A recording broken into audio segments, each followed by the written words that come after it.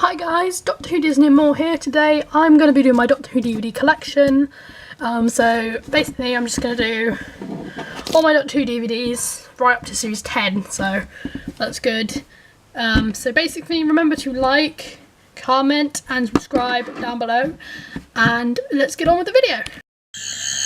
Okay, so now I'm back from that sort of mini break. We're going to get into the actual DVD collection. With actual DVDs. So yeah, let's get in with this. An Unearthly Child, the first ever Doctor Who story broadcast, like half a century ago now, really, but you know. First part's very good. It's obviously a classic and defines British television and sci-fi in general, if you ask me. And then it kind of loses it, and then it's terrible. So just watch the first episode. You don't really have to watch the rest of the story because it's just imagine that they end up here, and then watch 3 episodes of that, and then imagine they don't have to go get the fluid link, and just, you know, because then you get to skip all the bad episodes. But this one, it's like they got halfway through the story, fluid link and all that, and I just decided, how can we make this 6 parts? Let's do it all again. It's basically a repeat. It's like you're watching a repeat of the same episodes you just saw. Again, except they end up blowing up the Daleks instead. In my opinion, the movie of this is so much better. The Edge of Destruction, it's alright. Marco Polo is really reason me to get that set. The Dalek Invasion of Earth, a better story, and by far better than the movie. I will say that. The Web Planet, a cheesy beyond imagination Doctor Who story. I watched this with my sister and we actually ended up laughing quite a bit because it's that ridiculous. The Space Museum, oh, I like this one. This one's alright, it's pretty good. It's a great story if you haven't watched it. I'd highly recommend that one. It's quite underrated actually. The Chase is a bit, again, a bit cheesy really. But it's outdated, that's the problem. But it's pretty good, I have to say. It's a good story, and it has the Daleks in. I think this would have benefited from the big screen because they didn't make a 3rd movie, so sad about it. The Time Meddler, a great story, particularly if you are a fond religious person like me. I'll move the camera back a bit for you actually. It's great. It's really funny as well. It's really funny. I love this one so much. The 10th Planet, oh my god. This is an instant classic. If you have not watched it, watch it immediately. Of course, you just have to watch it, really. Otherwise, it's just amazing. And also it ties into Twice Upon a Time, which is last year's Christmas special. I can't say it's this year's Christmas special because this year is gone. But apart from that, great story. Has the Mondasian Sidemen in, so, you know, Mondasian Sidemen. Fun. Now on to Patrick Troughton's era, we have Power of the Daleks. Oh gosh, the animation is cringy, beyond imagination, but the episode is so glorious. It is beautiful as an episode, and seriously, truly worth a watch. If you have not watched it, watch it. It's so weird seeing the live action picture in a book I got. I'll just get this quickly. This book, I don't know how I'm even going to be able to fit on camera. Doctor Who, The Secret Lives of Monsters. There's a great picture in here from the actual episode. I was like squealing when I saw it. See if I can find it. Give me a sec. Probably not going to find it, am I? No, I'm probably not going to find it. No, I'm on the Cybermen now. But anyway, if you buy that book, you should find the picture of Lesterton, and it looks so much better than actually seeing it animation. So find this story, BBC. Find it now. The Underwater Menace, great cover, okay storyline. I'm actually disappointed that they can get away with having to just do 2 episodes without animating them. Or, like, you know, they're just telesnaps. I can watch it, but like, I wanted to show this to my sister. She likes occasionally watching the odd episode of Classic. Okay, we watched The Web of Fear. Not The Web of Fear, The Web Planet, but we have watched The Web of Fear together. But I don't think she'd want to watch this. The Moon Base, oh god, it's amazing. I love this one so much. It's amazing. It's like a better version of the 10th Planet, except less iconic, which is a bit sad. But still, you know, it's brilliant. Tomb of the Cybermen, obviously an amazing story. First kind of adventure with Victoria, so it's pretty good. It's obviously classic. Just that scene where they just come through the ice tombs, that's amazing. But yeah, Tomb of the Cybermen. Now we have The Web of Fear, another great Yeti story. Again though, they need to animate, what they need to do is they need to do a special edition of this one and the Underwater Menace, yeah, and animate the missing episodes like they have done with Sharda and Moonbase and the 10th Planet and Power of the Daleks, because it desperately needs it. Oh, and The Invasion as well. I haven't got that one though. But still, they desperately need to animate them because they're incredibly hard to watch without the animation or whatever. I would rather just listen to the audio snap if they just include the audio, like the VHSs or something. I'd vastly rather do that, to be honest. But, you know, sad emoticon. What should I say? Smart, sad emoji bot. That was supposed to be funny, but I doubt anyone will find that funny, except me. Okay, The Mind Robber, my first ever Classic Who DVD. A great one, especially if you haven't watched it. Watch it because it is brilliant, and these things will scare you to death. They did when I watched it. That might have something to do with the fact that I was 6 years old when I watched it, but I don't think I'd be particularly scared of those things now. But still, it's a great episode overall. Now we move on to the Jon Pertwee era of stories, which is a obviously phenomenal era by no standards. Spearheaded from. I'd also quickly like to mention before I get on to this one here that because Pyramids at the End of the World is not on the shelf, I will tell you where it is. It is on the series, the Sarah Jane Adventures Series 4 box set. If you've got that, don't bother buying Pyramids at the End, Pyramids of Mars, because it's already on there, the whole story, so. And anyway, on to this one, The Invisible Enemy. I'll probably show you the slide of that, because there is no interesting part on the cover, because the cover has been gone a long time. This is not a pirated copy or whatever, but the case thing is gone for like forever, so you know, I just printed that off so I can put it on the shelf and it will still look good. City of Death, I think this is one of the first location film episodes they ever filmed on location. Filmed in Paris, well obviously like abroad is what I meant, but yeah, because they did location in Dark Invasion of Earth. So. But it's a great story. I've been to many of the film locations from this episode when I went on holiday this year. That was pretty good. I really wanted to go find the door to, is it like Scavulf or something? Something, I can't remember the actual name, but this guy is in disguise. I really wanted to go to the door. If you have been there, I'd be super jazzed. Sharda, a bit of a redundant DVD now that the thing has been animated, but I think I prefer this cover, to be honest, than the one that's on the other one. So even if I do get it, I'll probably keep this one on the shelf because I'm not going to have 2 Shardas on the shelf. I might do, we'll see. If I do get it, of course. Now on to Peter Davison's era with the less than brilliant Castrovalva. I think it would have helped if I'd watched the Logopolis, because I got this in a box set, an introduction to the 5th Doctor, which was exclusive to HMV, and they didn't have the other box set because this box is ancient. Well, not ancient, but you know, it's pretty old. But anyway, yeah, great story. Peter Capaldi. Earthshock. Oh, everybody hates Adric until the very last minute of the story, I have to admit. You just see him clutching his like badge, and it's like the first. I think it's the first ever Doctor Who companion to actually die.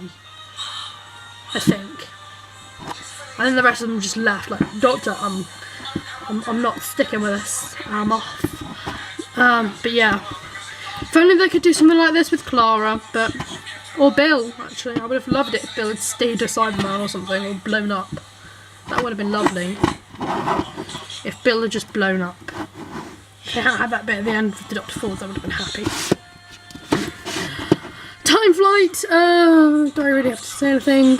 It's a very... I mean, this guy describes it all, really. This face is all you need to know this is a bad Doctor Who story.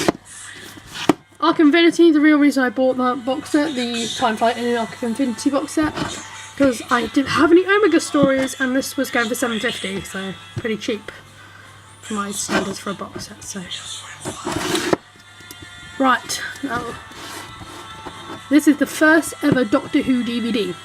I'll just move back a bit. First ever Doctor Who DVD, so you know that's pretty impressive, I guess. I found this in a charity shop. I was just like, oh, I need this. This is the first ever Doctor Who DVD for my collection, so I picked that up. It looks completely off on my shelf though. I don't know what I'm dancing. So yeah, it looks completely off on my shelf. If I get the special edition or something, maybe at some point I'll put that there.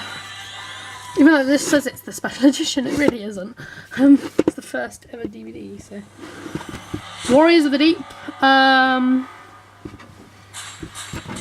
Great story. You know. That's not great, I guess. It's alright. The Solarians and stuff just look a bit weird. If they had more time with the Merc, that would have been nice, I guess. And then the masterpiece, The Caves of Androzani. It is literally just one of the best Doctor Who stories ever. Shara's Jack is a great Doctor Who monster. Well, can't really say he's a monster, he's like an android. Is that fine? But anyway, it's a great story. They should have more Doctor Who stories like this, really. They never really did. Now on to Colin Baker's era with the Two Doctors. I like this one. It's alright. It's not amazing, but it's alright. I'm surprised that this... Well, the next one that I'm about to talk about, I'm surprised at the rating it did. This one... alright, I can see it passing with a PG. But the next one I'm thinking maybe you should have got at least a 12. So like you see this story, Revelation of the Daleks, this is a PG. Then we get the Daleks, this one I mentioned earlier. This one's a 12. That one's not half bad. This one involves torture, obviously.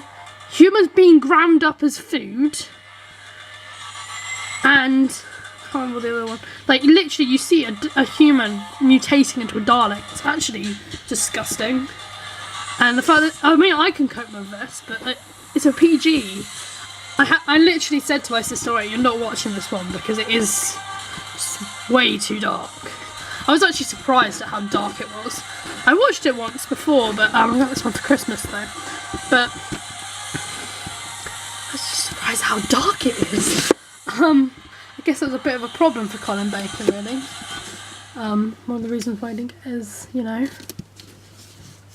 good reviews, because a lot of people thought he was a bit sad. Trial of the Time Lord, I'm just going to do one for the whole thing and then just show you the cases, I guess. So this is part 1, The Mysterious Planet. It's a bit of a odd one. The next one, Mind Warp, is probably the best one. The Ultimate Foe is pretty good too, but terrible. This is really the only bad sort of one, really. And even then, it's watchable. But Terror of the Vervoids is probably one of my favourites of this story. I have a lot of favourites in this box set, to be honest, but I like them all. And then we just have Mind Warp.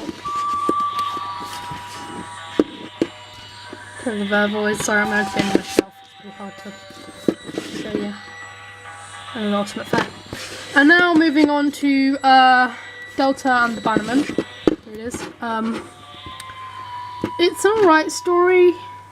It's not amazing, but it's pretty alright. Bonnie Langford's pretty good in it. Now on to Remembrance of the Dark. I have the original edition here and the special edition. So this is actually a funny story. My dad's first ever Doctor Who story. So we watched this all together, and his first memory is seeing the Daleks literally just like hover up the stairs like this. It's pretty good. If you've not watched it, I recommend you watch it like now, because it is a great story. And even if you don't get any other like Sylvester McCoy stories, and I wouldn't blame you if you didn't, get this one. It's really good. And then there's the special edition, which is one we watched. We didn't watch the other one. And then finally, for this sort of shelf, is More Than 30 Years in the TARDIS. I know I don't have very much Sylvester McCoy. It's a great documentary. Came with the Legacy collection. It's a very fun documentary to watch. It's nice to have that little TARDIS logo on the side. I wish they did more documentaries in that time. I won't be able to get past my Funko Pop now. Oh god. Oh no, I can't get it past this thing. Because I have just my Tom Baker Funko Pop there, some Tintin up there for some reason, K9, some Master, Roboman, Power of the Daleks Dalek 3.75 figure, and then you saw my Daleks Master Plan Dalek, just a minute ago, and then that's from the ice cream place that you might have seen from my other video in Rome, and I've got the 50th anniversary stamps behind me there. Just thought I'd show you that. And now we're going to go downstairs. Well, not downstairs, sorry. Just downstairs, down on the next shelf, which is my New Who collection. Show you that shelf all the way down. I know, it's a long way. And we managed. Okay, we're on the New Who shelf. Yeah, we just celebrate with a bit of Colin Baker music. And starting off New Who, we have the Complete First Series, which is so old now, I don't even have the slipcase anymore. There's the front, it's so damaged. I had little Dalek stickers on there from Doctor Who Adventures. I do believe the 4th disc doesn't even work anymore, but it's special to my heart. I'm thinking about upgrading this at some point, maybe in the near future, to the Steelbook or Blu-ray or whatever, or the Slimline case, and then just selling this, because, or keeping it, depending on how I feel about it at the moment. Probably sell it, to be honest. I'd sell it for like 99p maybe. The Complete Second Series, one of my favourite series is with the Doctor and Rose. Probably best, well no, I think it's better because it has all the great music, and like Tooth and Claw, the music is amazing. Story less so, but you know, and School Reunion, and then that obviously would lead into the Sarah Jane Adventures and stuff, and that was really cool. I love the Sarah Jane Adventures. Obviously, like Doomsday is like so sad. Then on to Series 3, probably my favourite series of New Who. You've got Blink, The Family of Blood, Smith and Jones, Gridlock. I love Gridlock, it's amazing. It's one of my favourite childhood stories. I used to put it on all the time. Oh, and The Runaway Bride is in the set, great Christmas special, probably one of my favourites. Of course you've got Blink as well, I don't know if I mentioned that, probably did. 42, probably my least favourite of this set, but still. The Shakespeare Code is also quite fun. And then we go on to Voyage of the Damned, the 2007 feature-length Christmas special. Definitely one of my most nostalgic, probably one of my favourites, but maybe not one of my favourites at the same time. It might just be nostalgia speaking, because this is probably one of the first Doctor Who stories I remember like watching on Christmas Day. I just remember watching it with everyone. My sister might remember watching it because it's her first Christmas. No, it's not even her first Christmas. It's next year. Because she hasn't even been born yet. But anyway, it's a great Christmas special. I watched it. I've legitimately been watching Doctor Who since I was a baby, literally. My mum wouldn't put me to bed until Doctor Who had finished, so I've got that going for me as a Doctor Who fan. I've probably been a fan more than some people, even if I am just 13, but still. Series 4, Volume 1, Partners in Crime, Fires of Pompeii and Planet the Ood, all great stories. In fact, Fires of Pompeii is the first ever Doctor Who story that actually aired on my sister's birthday. She was born on that day, and we all sat to watch it with my sister, who was a little baby toddler thing. Tot. She was a tot. She was very small. We all gathered around. You know those little hospital screens they used to have? We all gathered around one of them, and we watched Fires of Pompeii. Series 4 Volume 2, one of all like great stories except for maybe The Doctor's Daughter. It had too much going for it at the same time. Doctor's Daughter is probably one of my least favourites of Series 4, but you know, it's a pretty good story nonetheless.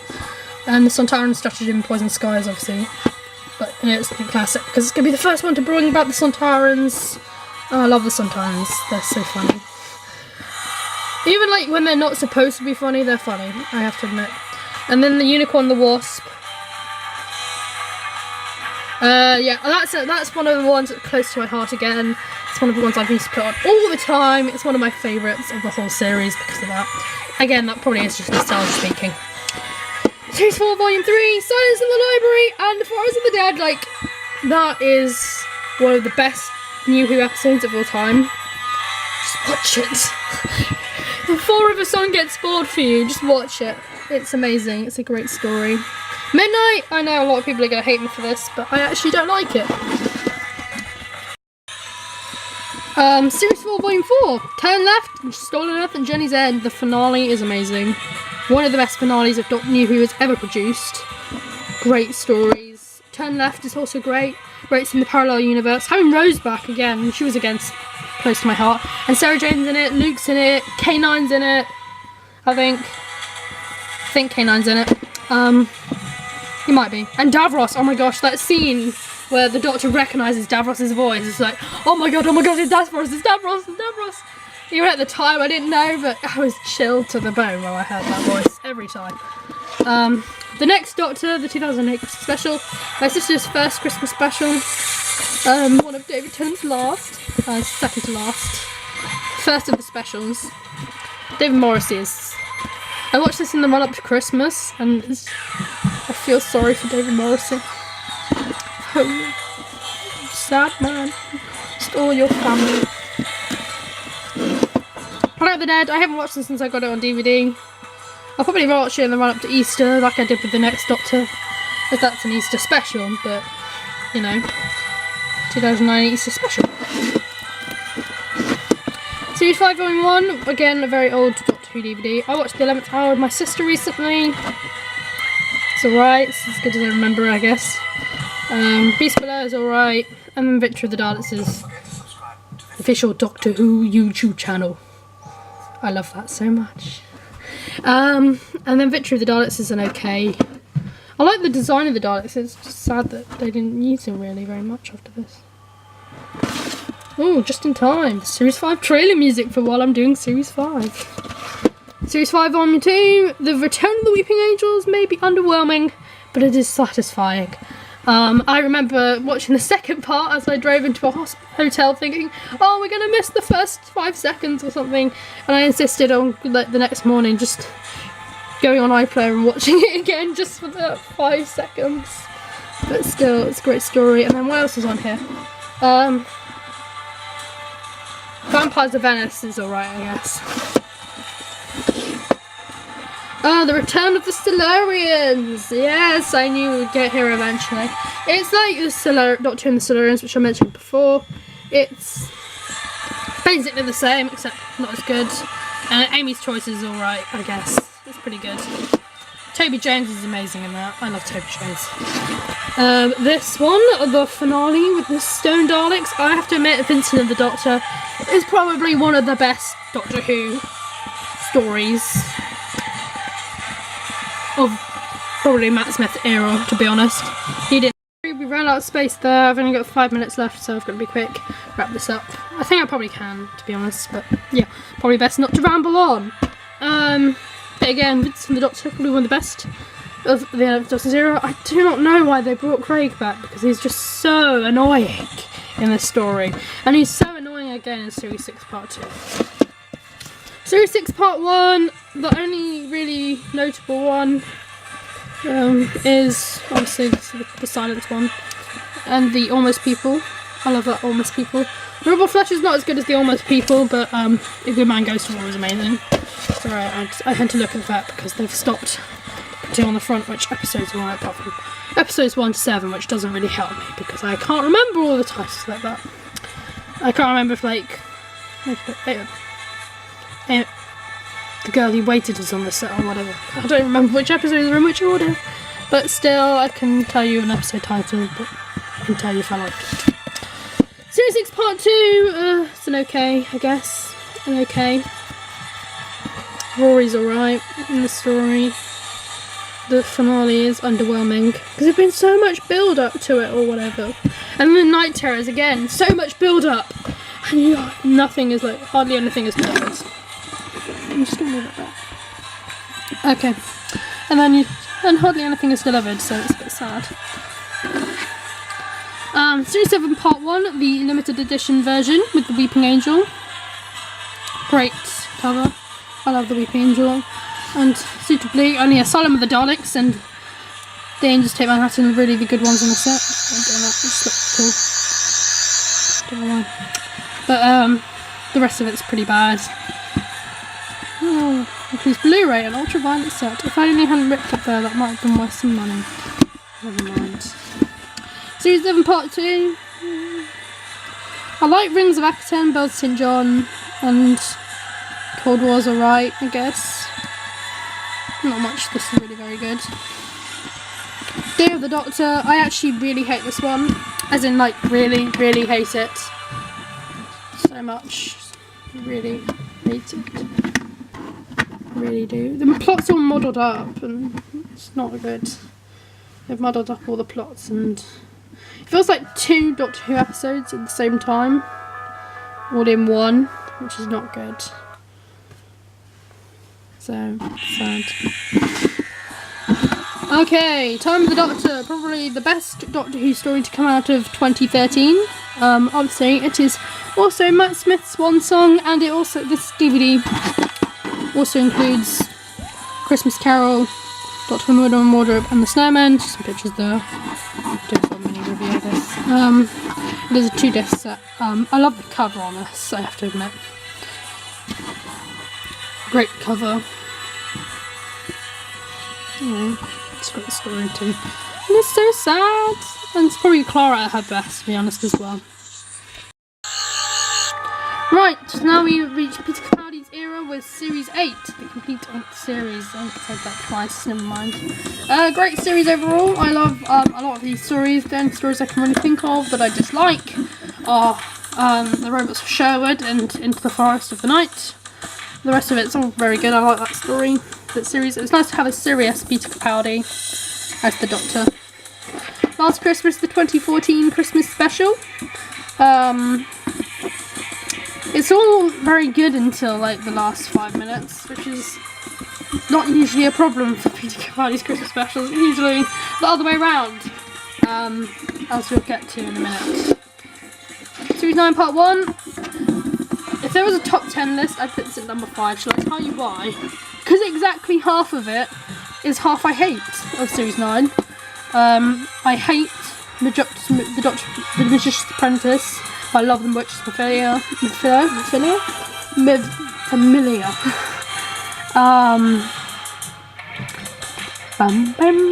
Sorry, I can't help dancing. I don't know what I'm doing.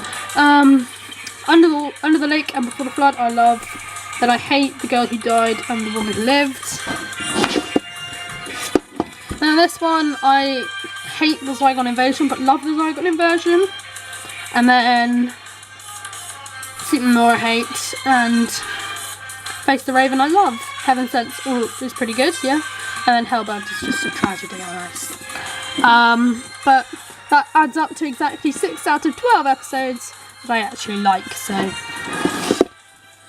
Husbands of River Song, again, as I mentioned earlier, everything is terrible until the last 5 minutes, which is the complete opposite of Last Christmas, which is brilliant until the last 5 minutes, which is... Sorry, I was cut short again there. Anyway, Return of Dr. Mysterio, Peter Capaldi's probably best Christmas special. I can see why a lot of people hate it though, because it's superheroes and Doctor Who, but as you can probably see from here, I'm a bit of a fan of superheroes. I'm not going to really do that now though. But anyway, I like this story a lot. It's a great story, and probably Nardole is just less annoying than Last Christmas. I mean, not Last Christmas, but Last Christmas, but it was the Husbands of River Song. Series 10 Part 1, a great start to Series 10. I I can only think of like a couple of episodes that I actually don't like.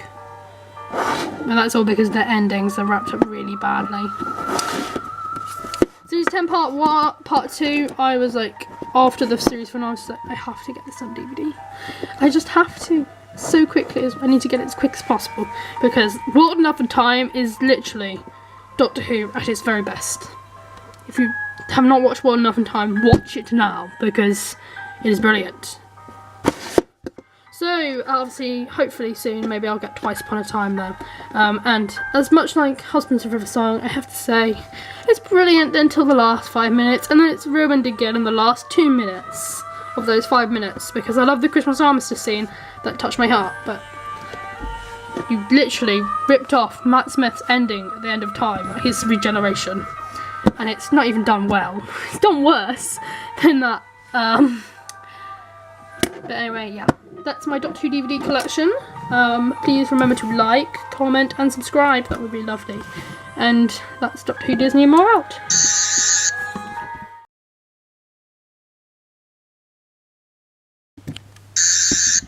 Yes, it is me, Doctor Who, Disney and more. Okay, that was a bit random.